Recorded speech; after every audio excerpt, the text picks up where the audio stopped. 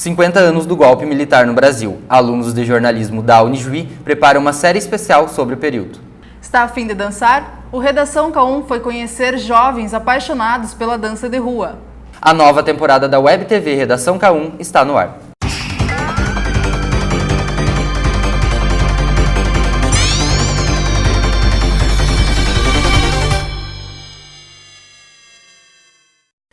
Olá! Olá! A Web TV Redação K1 está de volta em uma temporada especial. Durante o mês de junho, uma vez por semana, vamos apresentar matérias diversificadas de interesse geral. Diferente de 2013, nessa temporada traremos reportagens mais abrangentes, envolvendo a comunidade e também apresentaremos uma série especial. O regime militar foi um período marcado pela falta de democracia, censura, perseguição e repressão política. Passados 50 anos do golpe de 64, os alunos do 7º semestre de jornalismo da Unijuí prepararam uma série de documentários sobre esse período. Acompanhe a partir da próxima semana essa série especial. A ditadura militar deixou marcas profundas. 2 décadas de repressão que transformaram a vida dos brasileiros. Mas o período também foi marcado por intensas produções artísticas.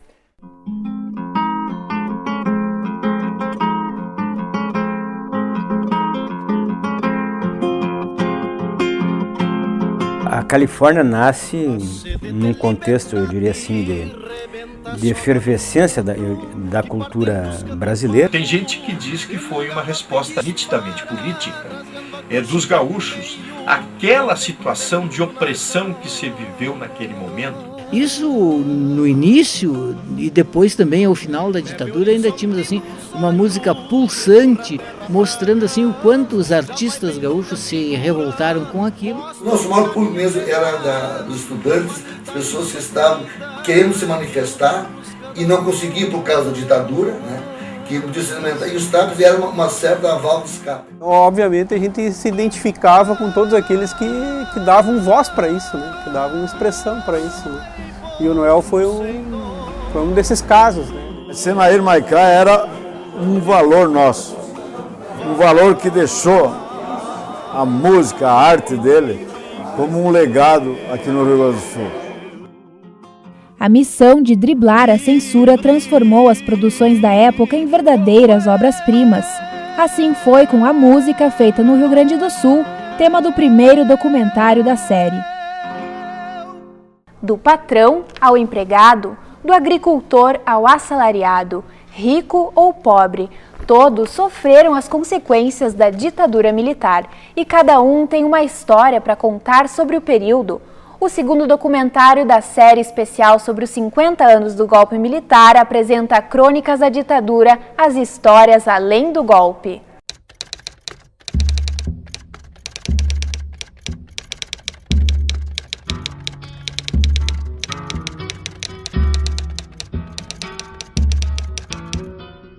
Com a ditadura ferrenha que veio, o nosso povo não estava acostumado a ter a sua liberdade extinta. Eles queriam ter plena liberdade. Tivemos essa fase difícil, muito difícil, até que se provou para o próprio Exército que a emissora estava sendo injustiçada.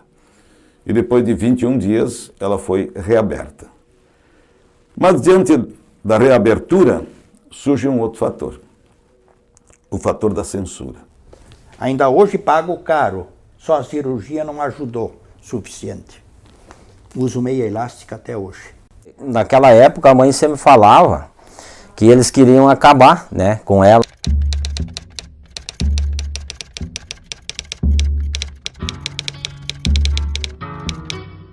Ela diverte, mas também critica, conscientiza e mobiliza a sociedade na luta por direitos. A Charge foi um importante meio de contestação ao regime. O último documentário especial vai tratar do papel da Charge durante a ditadura militar.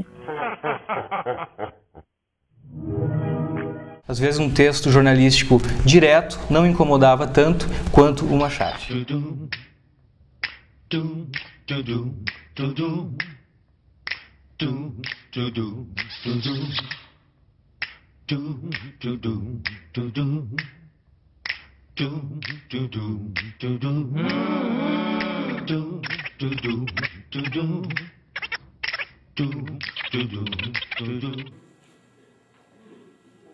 Sim, lá há esperança.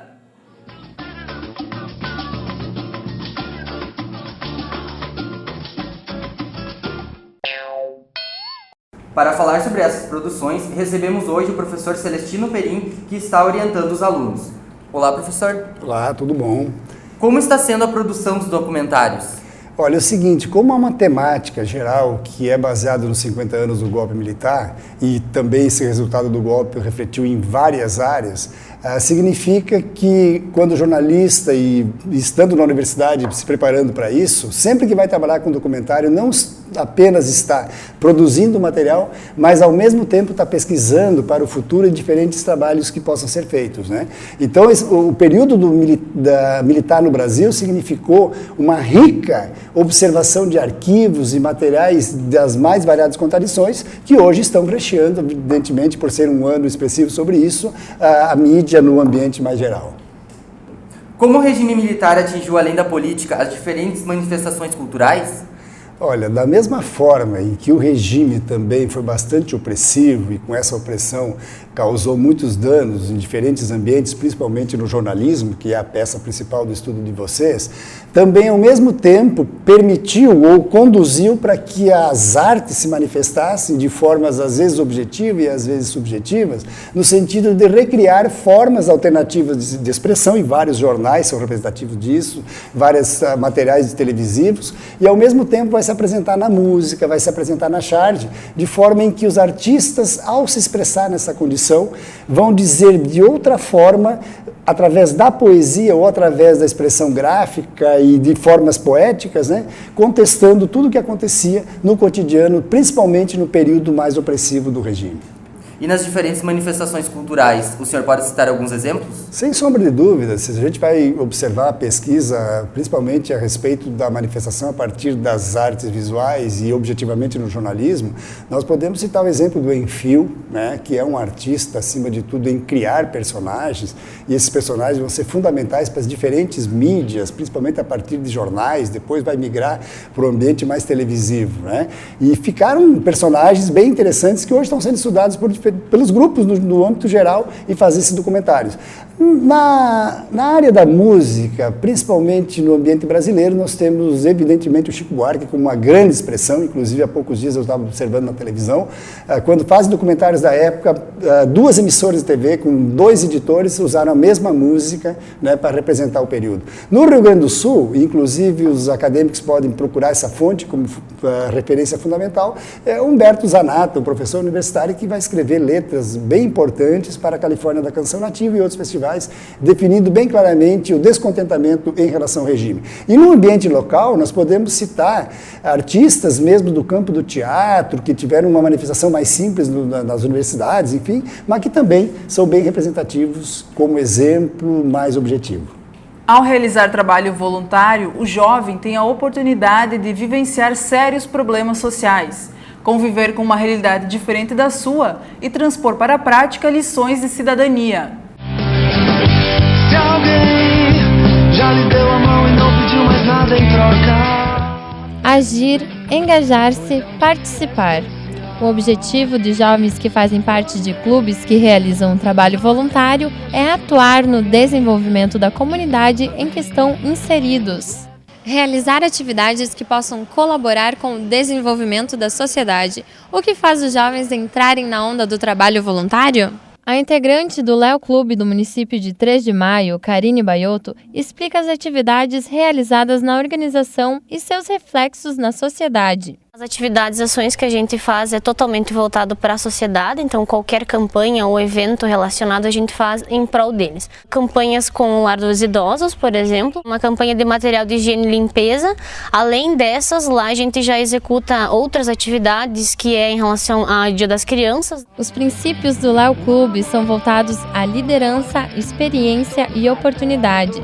Dessa forma, nos encontros, os jovens têm a oportunidade de adquirirem experiência para posteriormente tornarem-se líderes e agirem em benefício do próximo.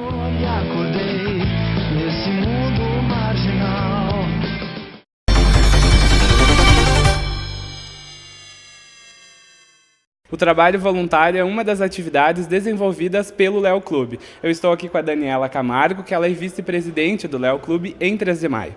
Daniela, eu gostaria de saber qual a importância do trabalho, das ações desenvolvidas pelo Léo Clube para a comunidade.